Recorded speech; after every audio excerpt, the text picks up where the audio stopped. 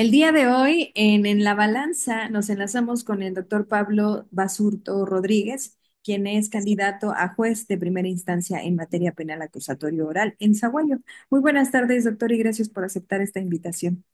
Muy buenas tardes, muchísimas gracias por haberme invitado aquí al equipo de Balanza. Estamos a la orden, a su servicio. Gracias. Bueno, sabemos que tiene varias especialidades, bueno, como más bien de distintos rubros, pero todos enfocados, o la mayoría, en el derecho penal. Es incluso doctor en derecho penal, tiene más de 20 años de experiencia en este ámbito, es maestro también en juicios orales y muchos otros como vertientes de esa misma naturaleza, además de otros estudios como persecución penal inteligente. Bueno, es larga su experiencia y sus estudios. Pero antes de este punto en su carrera, ¿qué fue lo que lo motivó a estudiar derecho? Bueno, cuando ¿En qué yo situación? estudiaba, sí, perdón, Sí, adelante. pues, a final de cuentas, no, creo que la mayoría de los que entramos a estudiar derecho siempre entramos con la noción de poder ayudar a la gente y de hacer justicia. Ya en el transcurso de la carrera y sobre todo de la práctica profesional, te das cuenta de que hay otras áreas que te llaman la atención y que esto de hacer justicia viene siendo un tema ahora sí muy ideológico, porque la justicia tiene diferentes puntos de vista, axiológico, social, este, mm, ahora sí, del punto que lo veas, porque así como digo, de axiológico social puede ser un propio punto personal y nos damos cuenta que no es lo mismo justicia penal que justicia civil, que justicia moral, que como el enfoque que le pueda dar cada quien. Cuando llegas y tocas todo esto, pues te va cambiando la percepción de las cosas por las cuales al principio te guías para estudiar una carrera, pero le vas agarrando sabor a alguna materia en específico. Yo desde que era estudiante tuve excelentes maestros. Yo estudié en la Universidad Mexicana de San Nicolás de Hidalgo. Entre esos tuve al doctor Pepe Becerril, el maestro Guillem, que me dieron derecho penal. Y de ahí le empecé a agarrar yo sabor a la materia. Incluso mi tesis de titulación especialmente llamado el delito de autosecuestro y extorsión en el estado de Michoacán. Todavía no existía su ley especial. Yo salí siempre enfocándome a la materia de derecho penal, pero también cabe mencionar que en su momento me llamó mucho la atención lo que era criminología y criminalística. Para ellos entonces no existían estas materias o estas carreras, más bien dicho. Y me seguí enfocando y mi vida profesional ha sido precisamente sobre el derecho procesal penal o conocido hoy en día como sistema penal acusatorio, el derecho penal. Y sigo todavía en lo mismo, trabajando en lo mismo, actualmente como agente del Ministerio Público y primeramente Dios como juez de control de primera instancia en este ramo.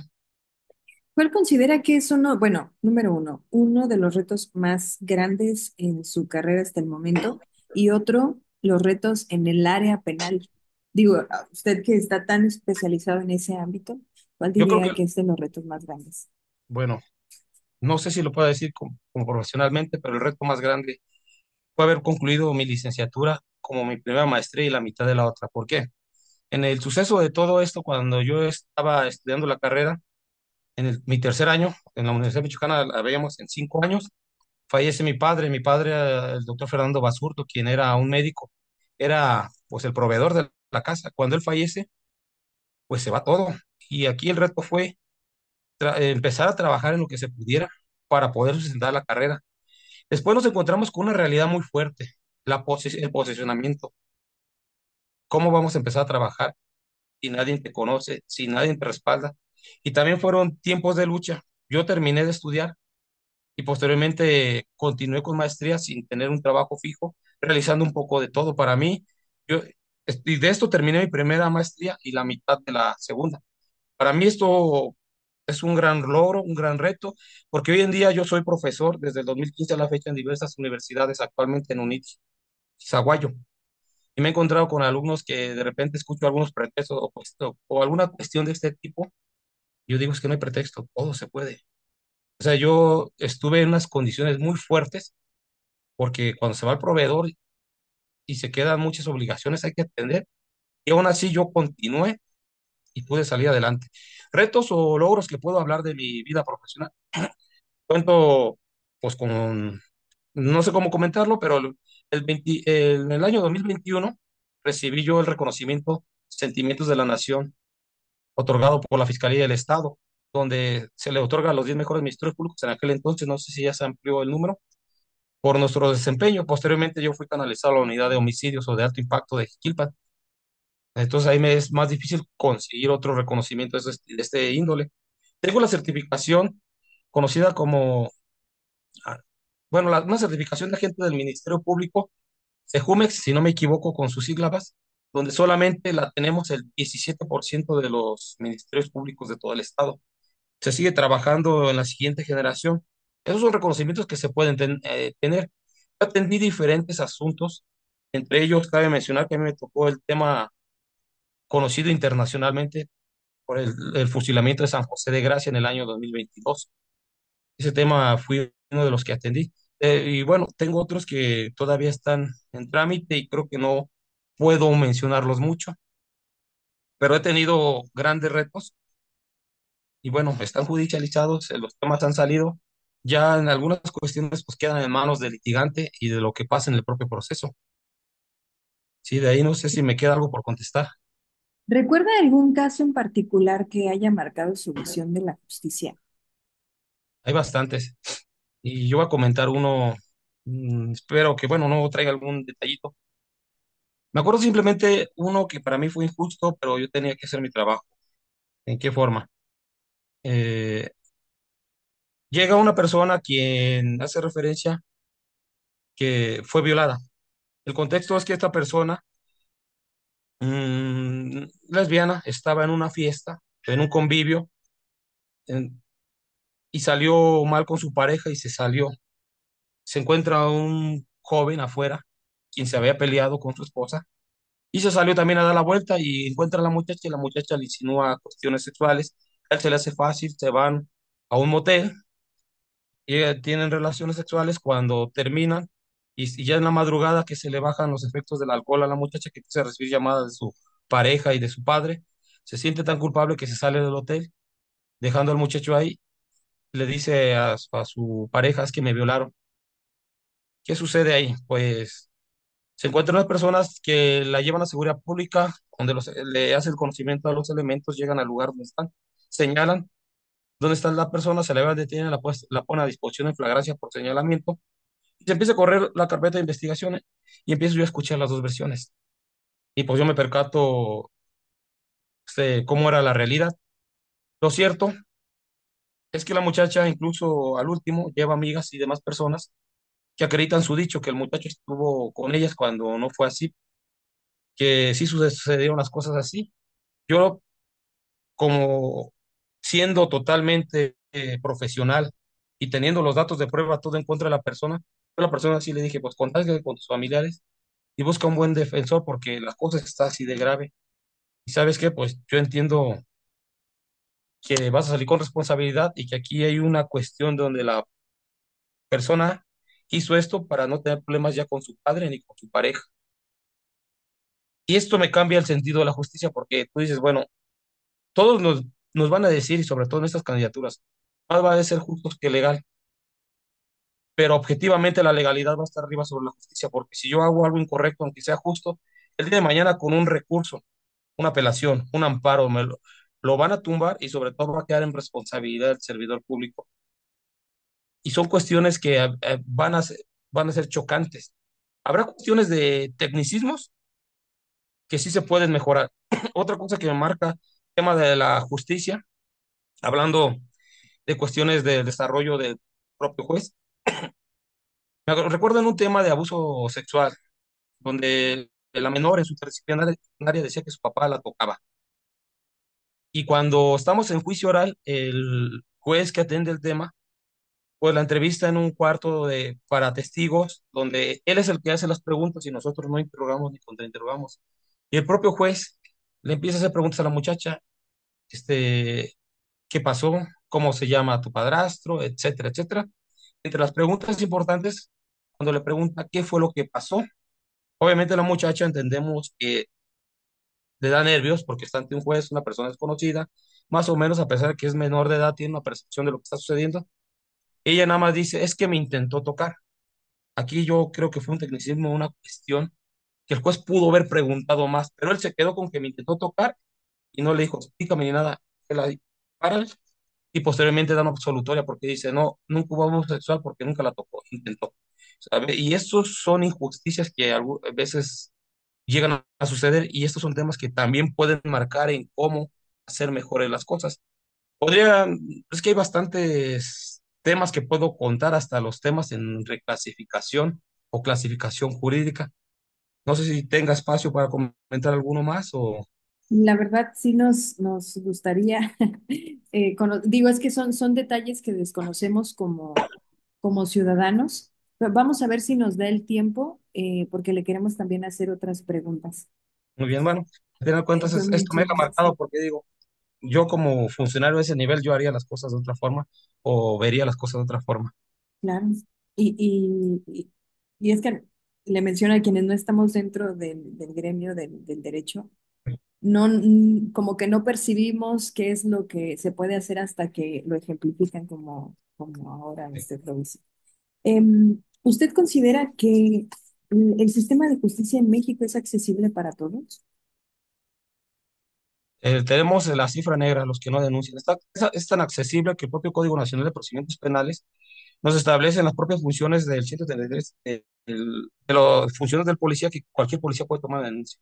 A veces habrá quienes dicen, no es que es el ministerial, no es que es el... No, está tasado. No difiere ni diferencia ninguna organización, ninguna institución. Dice policía en genérico y cualquiera puede tomar denuncias. Más aparte, es tan accesible que antes decíamos denuncia y querella. La querella es aquellos delitos que solamente afectan y son por parte de interés del ofendido.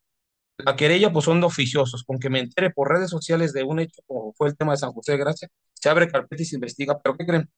Está la figura de el equivalente. El equivalente también caemos en esta figura de que no ocupo la persona, no ocupo el informe policial homologado, ocupo cualquier pista que me haga del conocimiento de un hecho con apariencia de delito, porque el delito no se configura hasta que hay sentencia, tipicidad, antijuicio y culpabilidad solo hasta sentencia. Aquí, si veo una narcomanta colgada, ese es un equivalente y con eso puedo iniciar carpeta. Esa es la accesibilidad. La realidad viene siendo la siguiente. A veces hay personas que se arriman con el Ministerio Público a denunciar y se supone que se debe recibir todo, aunque no sea delito, y posteriormente determinar ya sea una abstención o un no ejercicio, si fuera el caso. Pero en realidad te vas a encontrar tan cruda que a veces no te quieren recibir la denuncia. ¿Y qué tendrías que hacer? Bueno, eso sería tema de otra charla y otras cuestiones, pero de que es accesible, es accesible. De que a veces el funcionario público no haga su función, ese es otro tema. Si tuviese la oportunidad de hacer una reforma dentro del sistema judicial, ¿cuál sería su prioridad? Bueno, desgraciadamente para el puesto que vamos, no somos, no vas a ser legisladores, pero aquí si tendría que hacer alguna reforma, tendría que ver sobre qué aspecto, pero lo que sí tenemos que atender bastante es el tema de equidad de género. La equidad de género a veces nada más se entiende entre hombre y mujer, pero tenemos bastante cuestiones, simplemente las personas no binarias. Hay que establecer bien también los puntos, porque hoy en día vemos el feminicidio y el feminicidio puede establecerle a las personas que se representan como mujer. Entonces ahora nos dicen de género, pero en algunas cuestiones hay que dejarlo más claro. Puede haber un transfeminicidio o un transgénero feminicidio, o depende de esta cuestión, porque si no, dejamos un poco al aire algunas cuestiones. También tiene que ver mucho la capacitación del servidor público, o sea, del Ministerio Público que recibe las denuncias o de sus secretarios, porque en gran mayoría quienes hacen la chamba son los secretarios, en ser un poquito más, de ponerse en los zapatos del denunciante, porque puede llegar una persona que se dedique al sexo servicio y diga, vengo a denunciar porque me violaron. Pues hay que entender que fue violada y que se le debe tomar la denuncia, no decir, no, pues es a lo que te dedicas o en lo que... No puedes hacer esto es parte de discriminación, es una violencia institucional. Incluso hoy en día ya también se encierra, depende de las legislaciones de cada estado, como violencias hasta feminicidas, porque si de ahí se deriva un feminicidio, también parte del servidor público puede caer en esas responsabilidades, que ya lo vemos dentro del 120 del Código Penal de Michoacán, en el feminicidio, que ya nos habla de este tipo de violencias institucionales, que podemos convertirnos en parte, porque puede ser la persona o la señora que viene a denunciar las lesiones que su pareja cada rato le realiza y al ser omisos podemos ser en cierta forma unos partícipes de que al final de cuentas llega a su máximo esplendor la violencia contra la mujer quedando en el feminicidio. Son, bueno, hay bastantes cosas que trabajar, bastantes, sí. Y en términos de fortalezas personales que tiene, ¿cuáles considera que son para, en este caso, la postulación a juez de primera instancia? Una de ellas es que nunca he dejado de prepararme, es la capacitación constante. Esto te va ampliando un panorama más amplio de todo lo que estás desarrollando en la práctica. Hay quienes te dirán, es que es más importante la práctica que la teoría, pero no es cierto, van las dos de la mano. Es como una carpeta de investigación. Yo tuve que realizar una tesis y hay compañeros que no, ya se titularon de otra forma. Cuando le preguntas, ¿sabes qué metodología de investigación se utiliza en la carpeta de investigación? Eso no se utiliza aquí. Dices, ¿cómo no? Hay una metodología para todo. Y esto, así como menciono esto de metodología, otras cuestiones de estudio son aplicadas en cualquier ámbito. Un ejemplo, eh, bueno, yo podría hablar nada más de algunas personas que conozco que son operadores jurídicos y que desconocen de la dogmática penal. Oye, sí es importante, ve, porque el propio Código Nacional me está estableciendo en dónde voy a utilizar esa dogmática penal, ya sea para establecer una ausencia de conducta, una causa de justificación, una causa de inculpabilidad que va a favorecer a mi defendido o va a favorecer al esclarecimiento de los hechos, porque dentro de los objetos de este sistema es el esclarecimiento de los hechos. Quizás no la búsqueda de la verdad, pero sí esclarecer los hechos que van muy de la mano. ¿Y qué cree que es más urgente, que se mejore la capacitación de jueces o que se fortalezca el acceso a la justicia en sectores vulnerables? Yo digo que se capacite mejor a las personas para el acceso a la justicia y sobre todo quien inicie una investigación, porque esa es la puerta grande donde entra la mayoría de los delitos. La puerta chica, que es lo que se judicializa, o sea, un ejemplo, les voy a aventar al aire números. Se recibe en el turno 50 carpetas, pero quizás me exigen al mes judicializar 10 y quizás yo recibo dos turnos en todo el mes. Entonces judicialicé 10. De esas 10 judicializadas, una va a llegar a juicio oral nada más, porque es de alto impacto y las demás se van a ir por otros, por un mecanismo alterno de solución de conflictos o una forma alternativa. La puerta grande de donde quedó, donde se va a atender más, donde es más urgente todo. La base que es el acceso a la justicia y la investigación a la justicia, porque el acceso a la justicia es de qué forma puedo ser atendido. Sí, no, voy a comentar algo. Luego a veces parece que soy el mayor crítico de mi institución en algunas cuestiones, pero es porque conozco. Una vez escuché a una compañera que le decía a una señora, vengo a denunciar porque mi esposo me está amenazando en que va a ir a quitarme, cuando menos me espere, me va a ir y me va a quitar a mi hijo, se lo va a llevar de la escuela o donde me salga, porque usaba al hijo como amenaza y le decía, pues vaya con el síndico municipal, porque no es un delito lo que le está pasando. Ya después cuando pude platicar en ella en privado, le dije, mira, hay un delito que se llama violencia vicaria y lo desconocía totalmente. O sea, ¿a poco? Ese es un delito. Es un punto importante. Es un punto. Bueno, podría mencionar así Mm, bastantes temas que de repente ahí están, sí están ahí, y, no, y a veces no basta con leer el Código Penal, sino que te expliquen o lo comprendas para que veas las figuras y veas de qué forma puedes apoyar. De todas formas, sea o no sea, estabas obligado a recibir la carpeta claro. y no, nada más la mandó al síndico. Doctor, ¿cuáles son los tres valores que lo representan? Yo creo que profesionalismo es el primero. Profesionalismo. En este caso, bueno, muchos me dicen que soy, o sea, que apoyo mucho a la gente, no sé cómo mencionarlo, dicen que no es bueno echarse tantas flores, pero yo en lo que sí puedo, sí oriento a la gente voluntariamente. No sé si, cómo puedo decir este principio, pero lo puedo enfocar como el tema de apoyo social, profesionalismo, apoyo social y sobre todo compromiso. Yo con todos los proyectos que tengo me comprometo siempre, incluso carpetas de investigación. Hay carpetas que yo llego a tener, digo, esta la voy a sacar porque la saco. Y le busco y le escarbo y salgo a buscar testigos y ando en las colonias que luego me andan preguntando dónde estás. Y estoy buscando testigos. Pero bueno, Si tuviese la oportunidad de cenar con cualquier personaje histórico, ¿con qué personaje sería y qué le preguntaría en esa cena? Bueno, pues aquí sería con Benito Juárez, sobre todo, con quien tendría que platicar con él, ver la visión de justicia que tenía en sus tiempos, porque tenía una muy buena justicia y ver los ideales de la igualdad social. ¿Qué cree que es peor, un inocente en la cárcel o un culpable en libertad?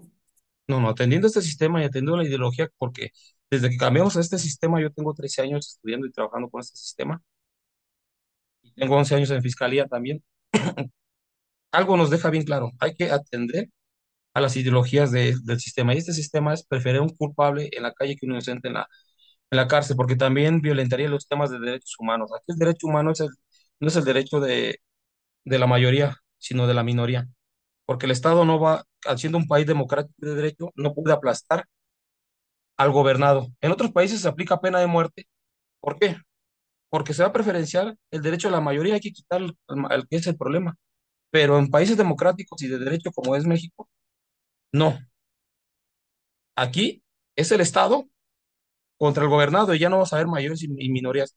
Habrá gente que critique de que es que las víctimas no tienen derechos humanos. Espérate, aquí no hay diferencia entre víctimas e imputados. Hay diferencia entre gobernado y Estado. Y entiende que la maquinaria del Estado no va a aplastar al gobernado. Por eso a veces vemos los principios del derecho penal. Proporcionalidad. Dicen, ah, pues qué bueno, proporcionalidad para que mientras más haga, más lo sancionen. Pues al contrario, es un limitante al Estado. Para que no te haga de más y solo te puede sancionar conforme a lo que realizas. Es por decir uno de los tantos ejemplos. Recordando siempre que en el artículo tercero constitucional que nos habla del derecho a la educación, en una de sus fracciones nos dice que el Estado será democrático entendiendo no nada más en una cuestión de económica, social, sino en todo el ámbito. Y cuando entendemos esta noción como servidor público, porque la palabra democracia es poder del pueblo, es que todo lo que hagamos o se realice en nuestras funciones siempre debe ser a favor del gobernado, a favor del pueblo. Y esta parte a veces se pierde o se les olvida. En una palabra, ¿qué significa justicia para usted? Aquí yo no puedo decir ni puedo manejar la concepción de justicia de darle a cada quien lo que corresponda, sino aquí la palabra justicia, hablando ya de un ámbito más actual, es realizar todo, toda actuación ajustado al derecho, siempre con respeto a los derechos humanos y lo que más beneficie al gobernado. Porque la concepción de darle a cada quien lo que merece, pues ya es una concepción un poco pasada. Hoy en día, pues hay que ver qué nos rige, porque recuerden, yo tengo una esfera jurídica, la cual no puede invadir otra esfera jurídica ni esa otra tampoco a mí. Doctor Basurto, muchísimas gracias por su tiempo. Le deseamos mucho éxito. No, pues muchísimas gracias a ustedes. Espero estar aquí para lo que se les ofrezca. Muchísimas gracias.